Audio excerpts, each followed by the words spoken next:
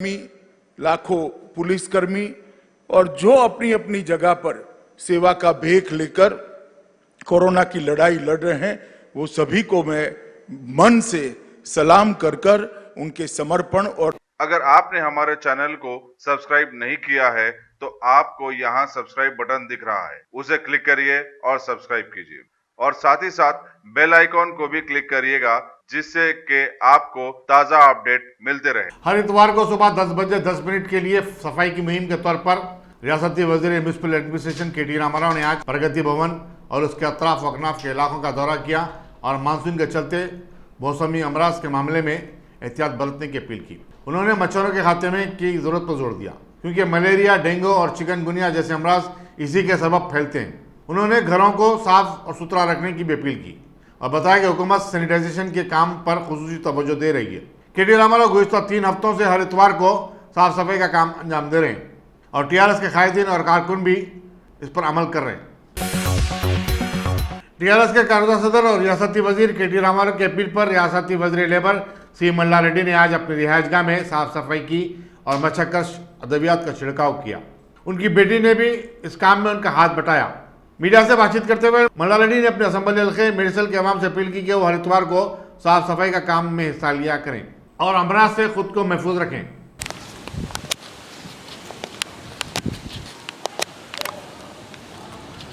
Okay ఈ corona వ్యాధి సంబంధంగా మన పెద్దల గౌరవ మా మున్సిపల్ శాఖ మంత్రివర్యులు మా కేటీఆర్ ఆదేశాల మేరకు ప్రతి సండే 10 గంటల నుంచి ఒక హాఫ్ అన్ అవర్ 1 అవర్ మన ఇంట్లో కూడా అన్ని దోమలు రాకుండా నీళ్లు నిలవకుండా చెట్లకు కూడా అన్ని ఎండిపోయిన ఆకులు కానీ ఇవన్నీ కూడా తీసేస్తే మనం పరిశుభ్రంగా వస్తే మనకు దోమలు రాకుండా మనం కూడా ఆరోగ్యంగా ఉంటాం, మన పిల్లలు, మన కుటుంబము, మన రాష్ట్రం కూడా ఆరోగ్యంగా ఉంటుందని మనం చేస్తున్న జై తెలంగాణ, జై కేसीआर। रियासती वज़ीर सहित इटाला राजेंद्र ने आज मजाफाती इलाके कोम्पल्ली में खानगी दवाखाने रश हॉस्पिटल का इफ्तिताह किया। उन्होंने कहा कि शहर की बढ़ती हुई आबादी के पस मंजर में शहर और उसके नवाई इलाकों में मजीद खानगी दवाखानों की जरूरत है। उन्होंने कहा कि कोरोना वायरस पर काबू पाने के लिए हुकूमत अपनी जिम्मेदारी निभा रही है, लेकिन आवाम को भी हुकूमत के साथ पूरा ताउन करना चाहिए। इस मौके पर खुतबुल्लापुर के रुकन असम्बली विवेकानंद रेड्डी भी मौजूद थे। ప్రపంచవ్యాప్తంగా ఈ కరోనా ఇట్లా ప్రజల్ని భయపెడుతుందో, కంటి మీద కొనుకు లేకుండా చేస్తుందో నాకు తెలుసు. దేశవ్యాప్తంగా భారతదేశంలో ఈ కరోనా అన్ని రాష్ట్రాలలో కూడా ఈ కేసు తెలంగాణలో మార్చి 2వ తారీఖు నుంచి మొదలుపెట్టి ఇప్పటిదాకా ఇతర దేశాల నుంచి వచ్చిన వాళ్ళు కావచ్చు, ఇతర రాష్ట్రాల నుంచి వచ్చిన వాళ్ళు కావచ్చు, ఢిల్లీ నుంచి వచ్చిన వాళ్ళు కావచ్చు, రకరకాల వ్యక్తులు ఇక్కడ పుట్టిన వైరస్ కాదు, ఇతర ప్రాంతాల నుంచి వెళ్ళి ఇక్కడ స్ప్రెడ్ అవుతున్న వైరస్ అది అక్షరాల నిజం.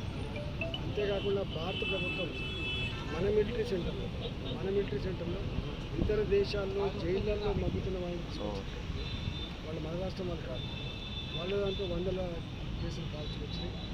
అన్నిటికన్నా ముఖ్యంగా బొంబాయి, అదేవిధంగా భీవండి, సూరత్ లాంటి ప్రాంతాల్లో మన వాళ్ళు ఎవరైతే నివాసం ఉంది కొత్తగూడు కోసం పోయి వాళ్ళు కూడా లక్షల సంఖ్యలో వచ్చారు. అట్లాంటి వాటిలో కూడా 100ల సంఖ్యలో వచ్చింది.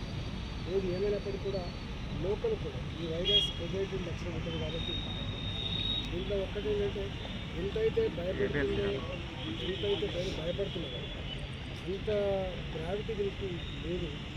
ఆ విజిలెన్స్ తప్పు ఉందా లేదా మనలో ఇమ్యూనిటీ సిస్టమ్ ఉందా మొత్తంగా చూసినప్పుడు ఏంటంటే ఎవరైతే కిడ్నీ డయాలసిస్ పేషెంట్ ఉన్నారో, హార్ట్ పేషెంట్ ఉన్నారో, ఇతరత్ర ఆరోగ్య సమస్యలతో బాధపడుతున్న వాళ్ళు ఉన్నారో లేదా ఏజ్డ్ పీపుల్ ఉన్నారో వాళ్ళకి కనుక సోకితే కొంత ప్రమాదకరమైన తప్ప ఆరోగ్యవంతంగా ఉన్న వాళ్ళకి సోకినప్పుడు కొంత అది ఇబ్బంది లేనట్టుగా కనపడతా ఉంది. మొత్తంలో 100 మందికి వైరస్ సోకితే అలా 3కో 4కో కొంత సీరియస్గా ఉండేటువంటి ఆస్కారం ఉంది. దాంట్లో కూడా వాళ్ళకు ఇతర ఆరోగ్యపరమైన సమస్యలు చనిపోతున్నారు. कोविड-19 के चलते हैदराबाद में स्कूलों की कुशादगी पर कई सवाल खड़े हो गए हैं। तुलबा और औलिया तुलबा इस बात के लिए फिक्रमंद हैं कि स्कूलों का माहौल कैसा होगा। क्या क्या एहतियाती तदाबीर इख्तियार की जाएंगी। निजामपेट की रहने वाली राधा राव ने कहा कि महकमे तालीम को अपनी पॉलिसी वाज़ेह करना चाहिए और बताना होगा कि स्कूलों में कोविड-19 से बचने के लिए क्या हिफाजती इंतजाम किए गए हैं। वेस्ट मारेपल्ली के रहने वाले अमित कुमार ने कहा कि स्कूलों में टीचर्स इस बात की जमानत दें कि उनके बच्चे स्कूल में महफूज रहेंगे। तालीमी साल के आगाज़ पर महकमे तालीम और सेहत की जानिब से स्कूलों के लिए एक प्रोटोकॉल जारी करना चाहिए ताकि इंतजामिया और औलिया तलबा अपनी अपनी जिम्मेदारी निभा सकें। तेलंगाना में हरितहारम प्रोग्राम 20 जून से शुरू होगा, जिसके दौरान रियासत के अवामी नुमाइंदे शजरकारी के प्रोग्राम में 100% हिस्सा लेते हुए इसे कामयाब बनाएंगे। वज़ीर जंगलात इंदिरा कर्ण रेड्डी ने महकमे जंगलात के अहदेदारों के साथ एक वीडियो कॉन्फ्रेंस करते हुए ये बात बताई। इस मौके पर चीफ कंजर्वेटर फॉरेस्ट ऑफिसर शोभा ने बताया कि हरितहारम के पिछले 5 मरहलों में 151 करोड़ पौधे लगाए गए और अब शुरू होने वाले छठे मरहले में जंगलात के इलाके में 1 करोड़ 90 लाख और जंगलात के बाहर के इलाके में 20 करोड़ पौधे लगाए जाएंगे। खुशामदीद नाजरीन, तेलंगाना प्रदेश कांग्रेस कमेटी ने हुकूमत से मुतालबा किया कि वो लॉकडाउन के दौरान इस्तेमाल की गई बरखी के बिल से फौरी दस्तबरदारी इख्तियार करे। उन्होंने इल्ज़ाम लगाया कि हुकूमत में दानिस्ता तौर पर मुनज़्ज़म साजिश करते हुए मासूम आवाम से हज़ारा करोड़ रुपए की वसूली का मंसूबा बनाते हुए ज़बरदस्ती बोझ सर पर लाद दिया है। कांग्रेस के तर्जुमान सैयद निज़ामुद्दीन और हैदराबाद कांग्रेस कमेटी के माइनॉरिटीज के सदर समीर वलीउल्लाह की ये प्रेस कॉन्फ्रेंस, आइए सुनते हैं। सिटी लॉकडाउन की वजह से अवाम काफ़ी परेशान है, लोगों के पास नौकरियां नहीं हैं, लोग नौकरी को नहीं जा सके, कारोबार कम्प्लीटली शटडाउन है। तेलंगाना हुकूमत की जानिब से और गवर्नमेंट ऑफ इंडिया की जानिब से जो भी कोरोना वायरस कोविड-19 को लेकर जो गवर्नमेंट की तरफ से इंस्ट्रक्शंस दिया गया है, कंप्लीट लॉकडाउन करके तमाम लोग घर के अंदर रहें, कोई भी घर के बाहर न निकले। ऐसे हालात के अंदर अनप्लान्ड लॉकडाउन की वजह से आवाम के पास कोई भी सेविंग्स नहीं है। वो लोग जो है जितनी भी सेविंग्स थी वो सेविंग्स को इस्तेमाल करके बड़ी मुश्किल से 60 दिन जो लॉकडाउन के गुजरे वो अपने दिन गुजार लिए। ऐसे हालात में तेलंगाना की आवाम हुकूमत तेलंगाना से ये उम्मीद करती थी कि जो है हुकूमत की जानिब से हमें कुछ मदद मिलेगी, कुछ जो भी चाहे वो प्रॉपर्टी टैक्स के अंदर हो या गवर्नमेंट के इलेक्ट्रिकल बिल्स में हो, हमको कुछ रिलैक्सेशन मिलेगा, इस उम्मीद से आवाम बैठी थी। लेकिन 1 जून को जब लॉकडाउन ख़त्म हुआ, अनलॉक हुआ, इमीडिएटली जब इलेक्ट्रिसिटी बिल्स आए तो वो देख के परेशान हो गए, एकदम घबराहट सी हो गई, क्योंकि जो मार्च के महीने में जो बिल आया था वो तकरीबन 700 से 800 रुपये बिल उनकी माहाना बिल आता था, जहां तेलंगाना के अंदर 95 लाख पावर कंज्यूमर्स है, जिसमें से 80% 75 लाख जो है डोमेस्टिक कस्टमर्स है, उसमें से 80% 200 से कम यूनिट इस्तेमाल करने वाले हैं। लेकिन 3 महीने का जो लॉकडाउन रहा, जो पिछले मार्च से जब लॉकडाउन हुआ, जब से अब तक इलेक्ट्रिकल बिल नहीं आई, सडनली जब बिल आई तो वो बिल जो है 8 से 10 हजार रुपये हो गई। ये जो कैलकुलेशन रहा, जो हर महीना कैलकुलेशन होता था वो 700 से 800 रुपये बिल आती थी, लेकिन 3 महीने का एक साथ कैलकुलेशन करने से, क्योंकि स्लैब रेट्स इसके अंदर है, अगर कोई 0 से 50 यूनिट्स तक जा रहा तो 1 रुपी 45 पैसा है, 51 से 100 जा रहा तो 2 रुपी 60 पैसा है, 101 से 200 जा रहा तो 4 रुपी 30 पैसा। इस तरह से हर स्लैब को जो है एक रेट चेंज होता, एक स्लैब से जब दूसरे स्लैब को जाता तो रेट डबल हो जाता। तो ऐसे हालात के अंदर हुकूमत को चाहिए कि आवाम के पास पैसे नहीं है, मकानदार किराए के लिए परेशान कर रहे, हर दिन सुबह आके ठट जा रहे कि जो है किराया दो, घर खाली करो। वो छोटे मासूम बच्चों को लेकर कहां जाएंगे, वो काफी तकलीफ में है। ऐसे हालात में हुकूमत की जानिब से कुछ रिलैक्सेशन मिलेगा। उनको हुकूमत को चाहिए था कि जो है ना कंप्लीट जो लॉकडाउन पीरियड का बिल है उसको 100% माफ कर दिया जाए, लेकिन ऐसा हुआ नहीं। माफ करने के बजाय एक ऑर्गेनाइज लूट के तहत जो है 3 महीने का एक साथ यूनिट कैलकुलेट करके पूरे 500 यूनिट 300 यूनिट के ऊपर ले जाके उनको वो स्लैब से चार्ज करके एक मनसूबन तरीके से अवाम को लूटने का प्लान तेलंगाना हुकूमत ने किया है। अब हम घर के बाहर निकलते हैं तो चोरी से जो है ट्रैफिक कांस्टेबल जो है कैमरे से फोटो निकालकर ई-चालान घर को भेजते हैं। आप देख रहे हैं कि अगर आपको ट्रैफिक वायलेशंस को रोकना है तो ट्रैफिक वायलेशंस को रोकने के लिए आप उनके काउंसलिंग करिए, उनके साथ स्ट्रिक्ट जो है बर्ताव करके उनको वार्न करिए, उनको बार बार काउंसलिंग करके जो है ट्रैफिक वायलेशन से बचाने की कोशिश करिए। लेकिन हुकूमत का जो माइंड चल रहा है वो ये महसूस हो रहा है कि वो लोग ट्रैफिक वायलेशन से रोकना नहीं चाह रहे, वो जो है हुकूमत अवाम से लूटना चाहती है, इसीलिए चोरी से जो फोटो उतारते जा रहे। आज इकोनॉमिक क्राइसिस है, लॉकडाउन, अनप्लान लॉकडाउन की वजह से कंप्लीट इकोनॉमिक बर्बाद हो गई। ऐसे हालात के अंदर हुकूमत अवाम को मदद करना छोड़कर एक मनसूबा तरीके से उनको लूटने का प्लान कर रही है। कांग्रेस पार्टी इमीडिएट डिमांड करती है कि इमीडिएटली जितना भी इलेक्ट्रिसिटी बिल जो लॉकडाउन पीरियड के अंदर आया वो कंप्लीट बिल को वेवर किया जाए।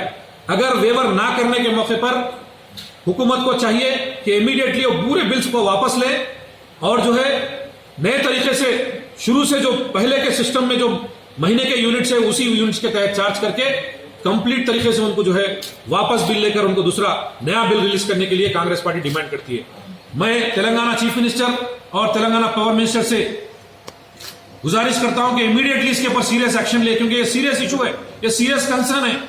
आज अगर ये कंसर्न पे अगर एक्शन नहीं लिया जाएगा तो कांग्रेस पार्टी 2-3 दिन के अंदर अंदर अगर आप एक्शन नहीं लेंगे तो इसके ऊपर बहुत सीरियस प्रोटेस्ट करने के लिए कांग्रेस पार्टी आगे जाने वाली है।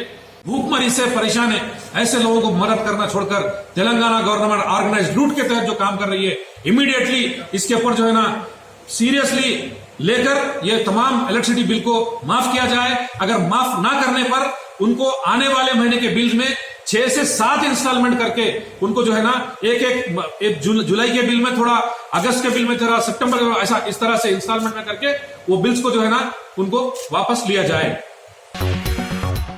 शेखपेट मंडल ऑफिस में एसीबी के छापे के बाद एंटी करप्शन के काम ने आज एमआरओ सुजाता राव और इंस्पेक्टर नागार्जुन रेड्डी को तलब करके पूछताछ की। वाज़ेह है कि कल हुए छापे के दौरान रेवेन्यू इंस्पेक्टर के पास से 15 लाख रुपए की नकद रकम जब्त की गई थी। कोविड-19 के ज़िमन लॉकडाउन में गरीबों की मदद करने और इंसानी खिदमत अंजाम देने पर ऑस्कार फाउंडेशन ऑफ इंडिया ने समाजी खिदमत गुजार और वक्फ बोर्ड कारकुन वहीद अहमद एडवोकेट को समाज सेवक अवार्ड दिया। फाउंडेशन के सदर एसआर संजय पवार की हिदायत पर रियासती यूनिट के सदर मजीद रोशन ने वहीदुद्दीन की ख़यामगाह टोली चौकी पहुंचकर उनकी सालपोशी की और उन्हें यह अवार्ड पेश किया। गोलकुंडा में एक दोस्त के हमले में दूसरा दोस्त जख्मी हो गया। बताया जाता है कि सिद्दीक कब्रिस्तान के अरबाज ने अपने दोस्त शाहरुख को फ़ोन करके बुलाया और उस पर चाकू से हमला कर दिया, जिसकी वजह से वो जख्मी हो गया। हमले की वजह मालूम नहीं हो सकी। गोलकुंडा पुलिस एक मुकदमा दर्ज करते हुए तहकीकात में मसरूफ़ है। शाहरुख का मामा हूँ मैं। शाहरुख घर में थे, उसको फ़ोन करके बुलाया दोस्त अरबाज, टोली चौकी पे रहता हूँ। तो उन्हें फ़ोन करे बुलाया तो आगे गए, बातचीत करे, क्या हुआ कि गाली गलौज, उन्हें जो है सो निकाल के उसको जमिया मार दिया यहाँ पर। चलो क्या पैर पे मारे? पैर पे मारे, रान पे। अच्छा, यहाँ पर बैठा कहाँ बहुत होते हैं यहाँ पर साहब के पास। तो यहाँ इनके नहीं आके बैठना है क्या लूँगा? नहीं बैठा कहाँ तो होते हैं, लेकिन इन्हें बैठने नहीं, खास करके फ़ोन करके बुलाया शाहरुख को बाहर, अरबाज बुला के बातचीत करते करते क्या हुआ पता नहीं, लल्ले के जो है हाथों से नलल लिए, उन्हें निकाल के गाड़ी एक्टिवा में से मार दिया। तो कोई ज़्यादा दुश्मनी थी क्या? नहीं है दुश्मनी, वो नहीं है, क्या बहस हुई कि क्या नहीं की दोस्तों। तो कुछ नशा वशा करते क्या? नहीं क्या है वो, उसका अरबाज का तो नहीं मालूम, हमारा बच्चा तो नहीं करता। अब भी खाना खाया, मेरे साथ ही बैठा हुआ था, उन्हें फ़ोन करा, बोले तो गया बाहर, निकला उन्हें। तेलुगु के मशहूर टीवी चैनल 5 से वाबस्ता सहाफ़ी की भी कोरोना वायरस से मौत हो गई। गांधी हॉस्पिटल के सुपरिटेंडेंट डॉक्टर राजाराव ने बताया कि सहाफ़ी को कोरोना वायरस की अलामत पाए जाने के बाद हॉस्पिटल में शरीक करवाया गया था। इस सहाफ़ी के देहांत पर फिल्मी सनत से वाबस्ता अफराद के अलावा मुख्तलिफ सियासी जमातों के नुमाइंदों और सहाफ़ियों ने गहरे दुख का इज़हार किया है। बताया जाता है कि वो एक मुखलिस और मुनकसर मिजाज शख्सियत का हामिल था। सीनियर सहाफ़ी व सब एडिटर रोजनामा सियासत सैयद अत्ताउल्लाह खुदमिरी का आज अचानक इंतकाल हो गया। वो 58 बरस के थे। सुबह 8 बजे मस्जिद काला डेरे में नमाज जनाजा अदा की गई और फिर हज़ीर बंदगी मियाँ शाह इब्राहिम रहमतुल्लाह अलैह का चिगड़े में उनकी तदफीन अमल में आई। पसमानदगान में बेवा के अलावा एक लड़का शामिल है। वो सैयद मुबारक मसूद काले डेरे के बड़े भाई और सैयद अमीरुद्दीन आदिल मुश्तदी के बड़े बहन भाई थे। मज़ीद तफसीलात के लिए 9949670253 पर रब्ता पैदा किया जा सकता है। साथियों की मुख्तलिफ तंजीमों और उनके नुमाइंदों ने अताउल्लाह खुदमीरी के इंतकाल पर गहरे दुख का इजहार किया और कहा कि उनके इंतकाल से उर्दू सहाफ़त का अजीम नुकसान हुआ है। निर्मल कलेक्टर के कैंप ऑफिस पर खिदमत अंजाम देने वाला एक सिक्योरिटी गार्ड उस वक्त जख्मी हो गया जब बंदूक की सफाई के दौरान गोली चल पड़ी। निर्मल पुलिस के मुताबिक हेड कांस्टेबल शंकर गौड़ कल रात 9 बजे अपनी शिफ्ट के आगाज पर SLR बंदूक की सफाई कर रहा था। उसे निर्मल के सरकारी दवाखाने में शरीक करवा दिया गया है, जहां से फिर उसे हैदराबाद को मुंतकिल किया गया। चूंकि कैंप ऑफिस सुप्रिटेंडेंट पुलिस के कैंप ऑफिस के बिल्कुल करीब था, गोली चलने की आवाज पर सुप्रिटेंडेंट पुलिस शशिधर राजू और दूसरे पुलिसदार भी मुकाम में वाक़या पर पहुंच गए। Majlis charity education and relief trust की जानिब से 19,70,000 रुपए मालियती टच फ्री डिस्पेंसर्स खरीदे गए हैं, जो हैदराबाद और उसके अतराफ अकनाफ की मसाजिद, मंदिरों, गिरजाघरों और गुरुद्वारों को दी जाएंगी। सदर मजलिस बैरिस्टर सुनेवेसी ने एक ट्वीट के जरिए ये बात बताई। कोविड-19 के केसेस में मुसलसल इजाफे के बाद अब हिंदुस्तान ब्राजील को पीछे करते हुए 5वें नंबर पर आ गया है। मरकजी वजारत सेहत के मुताबिक गुज़श्ता 24 घंटे के दौरान 9,971 नए केसेस आए हैं और इसी मुद्दत के दौरान 287 अमवात भी हुई हैं। इस तरह मुल्क भर में कोरोना वायरस से मुतासिर होने वालों की तादाद 2,86,628 हो गई है, जबकि मरने वालों की तादाद 6,929 बताई जाती है। केरला में खातून की इज्तिमाई अस्मत रेजी के वाक़े को खवातीन की कौमी कौंसिल ने सोमोटो लेते हुए केरला के DGP श्रीलेखा को इस मामले में की गई पुलिस कार्रवाई से वाकिफ करवाने की हिदायत दी। तिरुवनंतपुरम की 25 साल खातून की उसके शौहर और उसके दोस्तों ने इज्तिमाई अस्मत रेजी की। इस मौके पर खातून का 5 साल लड़का भी मौजूद था। सुप्रीटेंडेंट पुलिस ने कमीशन को बताया कि इस वाक़े में मुलविस तमाम 6 अफराद को गिरफ्तार किया जा चुका है। मरकजी हुकूमत ने इन इत्तलात को मुस्तरद कर दिया कि मुल्क में शेरों की हलाकत के वाक़यात में इजाफा हुआ है। हुकूमत का कहना है कि सच तो यह है कि शेरों की आबादी में हर साल 6% का इजाफा हो रहा है। नेशनल टाइगर कंजर्वेशन अथॉरिटी ने बताया कि 2011 से लेकर 2019 तक सिर्फ 54 शेर फौत हुए। कांग्रेस ने दिल्ली में कोविड-19 के पॉजिटिव केसेस में 25% इजाफे के बाद कहा है कि लॉकडाउन बर्खास्त करना और उसमें इस तरह की नरमी देना ठीक नहीं है। वाज़ेह है कि दिल्ली हुकूमत 8 जून से तमाम रेस्टोरेंट्स और शॉपिंग मॉल्स को खोलने जा रही है। कांग्रेस के तर्जुमान अजय मकर ने कहा कि शर्म की बात है कि दिल्ली में कोरोना वायरस की तादाद में मुसलसल इजाफा हुआ है। उसकी वजह यह भी है कि दिल्ली के दवाखाने सही हालत में काम नहीं कर रहे हैं। अजय मकर ने चीफ मिनिस्टर से कहा कि वो दिल्ली के सरकारी दवाखानों का दौरा करें और वहां की हालत देखें। उन्होंने कहा कि दिल्ली हुकूमत के पास लॉकडाउन खोलने का कोई ठोस मंसूबा भी नहीं है। 25 मई को एक सियाफाम बाशिंदे जॉर्ज फ्लॉयड की पुलिस के हाथों हलाकत के बाद मुल्क भर में होने वाला एहतजाज अब एक तहरीक में तब्दील हो गया है। अमेरिका के तमाम शहरों और कस्बों में गैर मामूली मुजाहरे देखने में आ रहे हैं, जिसमें मुजाहरीन नस्ल परस्ती के खात्मे का मुतालबा कर रहे हैं। New York, Seattle, Washington, Philadelphia, Francisco, Los Angeles, Chicago, Miami वगैरह में मुजाहरे सवाल कर रहे हैं कि आया अमेरिका में सियाफाम बाशिंदों की जिंदगी कोई मायने रखती है या नहीं। न्यूयॉर्क के मैनहट्टन, ब्रुकलिन और दूसरे इलाकों में मुजाहरे रात 8 बजे तक जारी हैं, क्योंकि रात 8 बजे के बाद न्यूयॉर्क में कर्फ्यू नाफिज कर दिया जा रहा है। ब्रुकलिन ब्रिज पर 20,000 लोग जमा हो गए थे। वाशिंगटन स्क्वायर पर 5,000 अफराद का इज्तिमा देखा गया।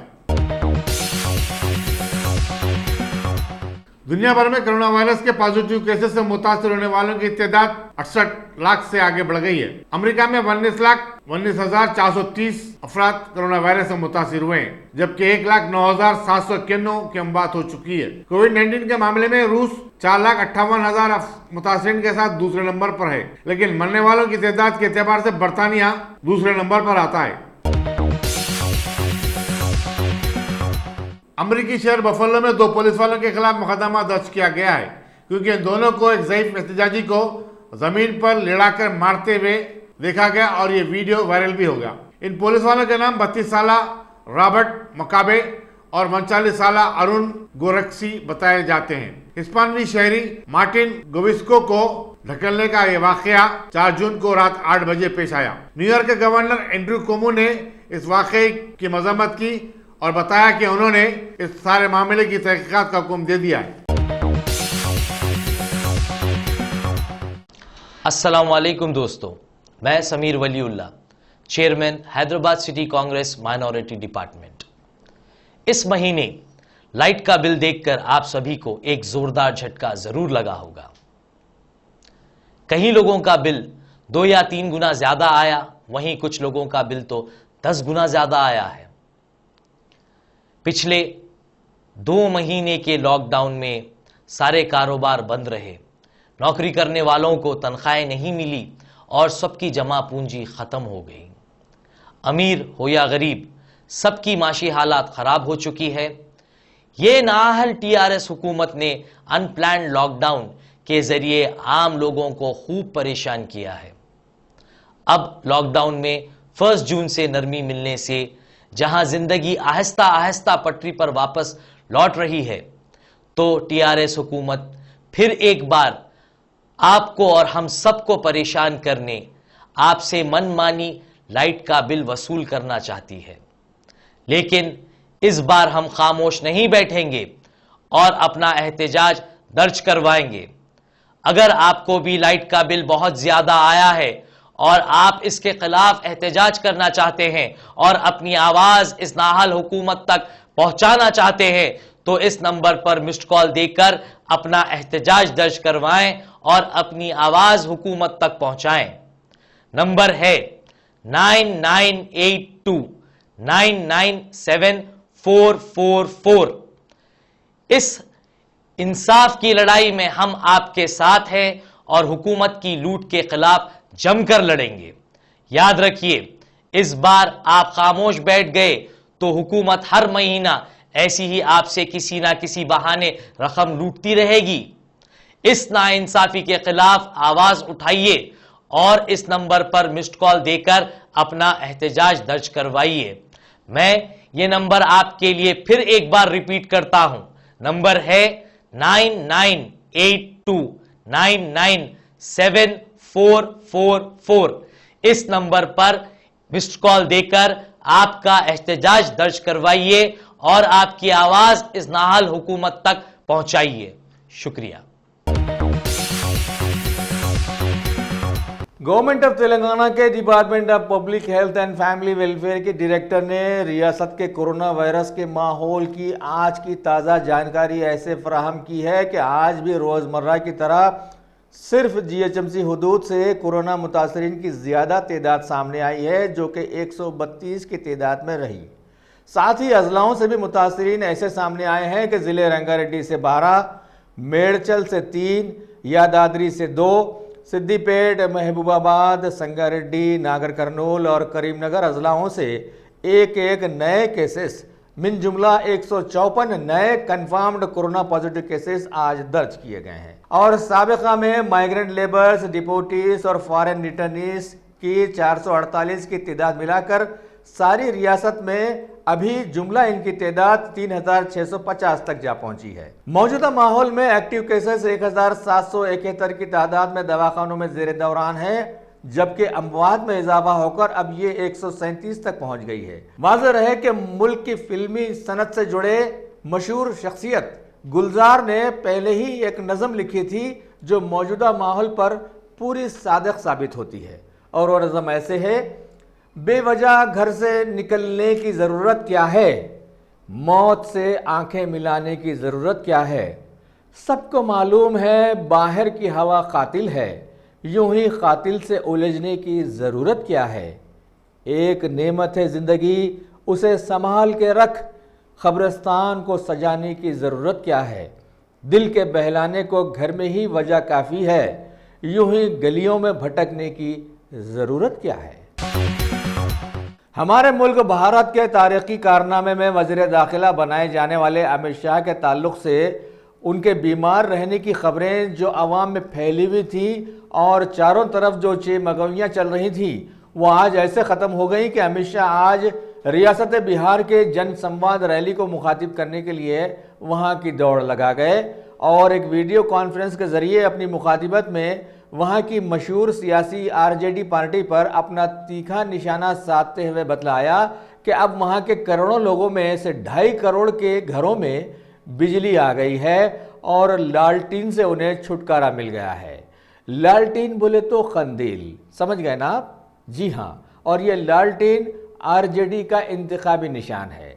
आगे उन्होंने हुकूमत की योजनाओं को गिनवाते हुए बतलाया कि बीजेपी ने 125 करोड़ की आबादी में से 8 करोड़ को गैस सिलेंडर देते हुए उन्हें धुएं से बचाया है, जबकि मौजूदा माहौल में करोड़ों लोगों के पास पकाने के लिए कुछ भी बाकी नहीं बचा है। बहरहाल उनके इस दौरे से यह साबित हो गया कि अब वो सेहतमंद हो गए हैं और आखिर में उन्होंने ये भी इद्दिया किया है कि हालिया पार्लिमानी इंतखाबात में चमत्कारी अक्सरियत हासिल करने के बावजूद भी वो जमहूरियत पर यकीन रखते हैं। राष्ट्रीय महामंत्री भाई भूपेंद्र यादव जी, नंद किशोर यादव जी, मंगल पांडे जी, श्री प्रेम कुमार जी, हमारे संगठन मंत्री श्री नागेंद्र जी, श्री शिवनारायण जी, यहाँ पर मेरे साथ उपस्थित केंद्रीय मंत्रिमंडल में मेरे साथी सांसद श्री रविशंकर जी, नित्यानंद राय जी, अश्विनी चौबे जी, आर.के. सिंह जी, शहनवाज हुसैन जी, राजीव प्रताप रूडी जी, और आज भारत के राजनीति के इतिहास में पहली वर्चुअल रैली के अंदर उपस्थित बिहार के सभी प्यारे कार्यकर्ता भाइयों और बहनों, आप सभी का मैं भारतीय जनता पार्टी की ओर से स्वागत करता हूं। सबसे पहले कोरोना की महामारी के अंदर जिन लोगों ने देश और विश्व में अपनी जान गंवाई है, वो सभी के परिवारजनों के प्रति मैं संवेदना व्यक्त करता हूं और ईश्वर को प्रार्थना करता हूं कि जिनकी जान गई है वो सभी को अपने शरण में ले और चिर शांति उनको प्रदान करें। जो लोग बीमारी से लड़ रहे हैं और कोरोना के खिलाफ जंग लड़ रहे हैं, वो सभी को मैं बहुत बहुत शुभकामनाएं देना चाहता हूं। आप जल्दी जंग लड़कर वापिस आइए और आत्मनिर्भर भारत की लड़ाई के अंदर जुड़कर विश्व के अंदर भारत को प्रस्थापित करने का प्रयास करिए। और वो करोड़ों कोरोना वॉरियर को भी मैं सलाम करना चाहता हूं कि जिनके परिश्रम के कारण, जिनके बलिदान के कारण, जो अपनी जान जोखिम में डालकर सेवा का व्रत हाथ में लिए हुए हैं, वो हजारों स्वास्थ्यकर्मी, लाखों पुलिसकर्मी और जो अपनी अपनी जगह पर सेवा का भेख लेकर कोरोना की लड़ाई लड़ रहे हैं, वो सभी को मैं मन से सलाम कर कर उनके समर्पण और सेवा को एक्नॉलेज करना चाहता हूं। मित्रों, मैं बिहार की जनता का भी बहुत बहुत धन्यवाद करना चाहता हूं, क्योंकि यही बिहार की जनता है जिसने 2014 में भी मोदी जी के नेतृत्व में एनडीए को जनादेश लिया और 2019 में भी मोदी जी के नेतृत्व में एनडीए को जनादेश देकर दूसरी बार पूर्ण बहुमत की भारतीय जनता पार्टी की सरकार बनाई।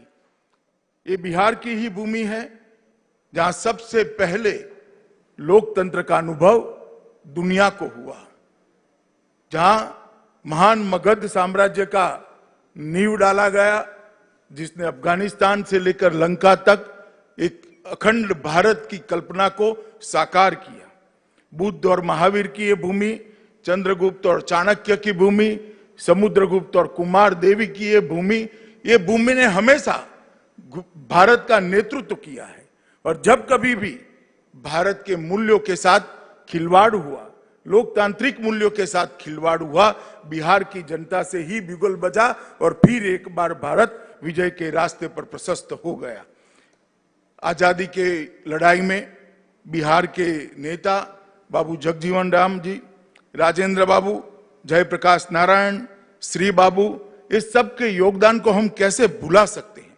और आजादी के बाद भी जब कांग्रेस पार्टी की नेता श्रीमती इंदिरा गांधी ने आपातकाल डालकर लोकतंत्र का गला घोंटने का प्रयास किया, ये बिहार की जनता ने ही जेपी के नेतृत्व में आंदोलन कर फिर से एक बार लोकतंत्र को प्रस्थापित करने का काम किया था। आज मैं जॉर्ज साहब और राम मनोहर लोहिया जी को भी याद करूंगा, क्योंकि ये दोनों की कर्मभूमि भी बिहार रही है। ये बिहार की भूमि ने भ्रष्टाचार, परिवारवाद, वंशवाद के खिलाफ हमेशा लड़ाई लड़ी और सामाजिक न्याय के झंडे को हमेशा के लिए बुलंद किया। मित्रों, आज मैं जब आपके सामने ये वर्चुअल रैली के माध्यम से आपके सामने बात कर रहा हूं, कुछ लोगों ने अभी थाली बजाकर ये रैली का स्वागत किया है। मुझे अच्छा लगा कि देर सवेर मोदी जी की अपील को उन्होंने माना और कोरोना के खिलाफ थाली बजाकर जंग के अंदर वो जुड़ गए। कुछ लोगों ने इसको बिहार की चुनावी सभा कहकर कहा। मैं ये सभी वक्र दृष्टा लोगों को कहना चाहता हूं, इस रैली का चुनाव से कोई स्नान सूतक का संबंध नहीं है। ये भारतीय जनता पार्टी है जो लोकतंत्र में विश्वास रखती है। भारतीय जनता पार्टी है जो जनतंत्र में विश्वास रखती है, जनसंवाद में विश्वास रखती है, जनसंपर्क में विश्वास रखती है।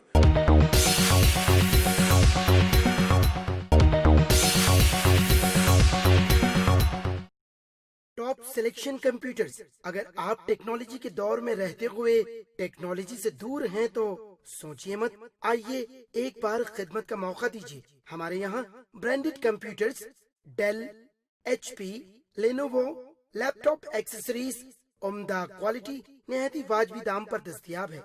स्कूल, कॉलेज, कॉर्पोरेट, ऑफिस वगैरह में बल्क क्वांटिटी में सप्लाई की जाती है। इसके साथ साथ हमारे यहाँ माहिर टेक्नीशियंस की निगरानी में रिपेयर की सहूलत भी मौजूद है।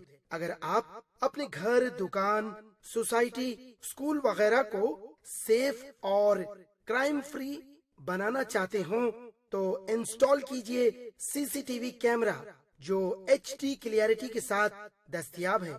गुज़िश्ता 10 साल से मुल्क भर में अपनी इन तमाम खिदमात को जारी रखते हुए आपके एतमाद को बरकरार रखने वाला नाम top selection computers, Vijayanagar colony beside Riyan hotel Hyderabad. Director Syed Rashid Ali. Phone 9849715954। Top